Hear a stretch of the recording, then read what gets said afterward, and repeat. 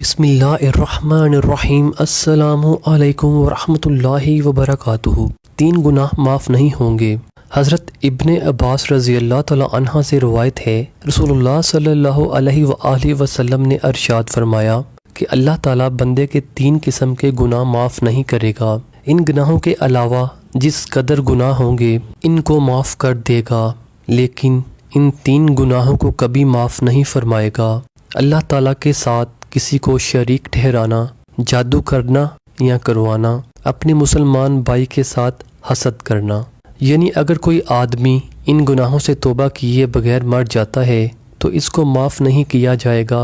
इन गुनाहों के अलावा और जितने गुनाह होंगे अगर अल्लाह चाहेगा तो माफ़ कर देगा। शिरक इस कदर संगीन जुर्म है कि शिरक करने वाले आदमी का कोई अमल कबूल नहीं किया जाता। जादू ये वो बदतरीन गुनाह है जो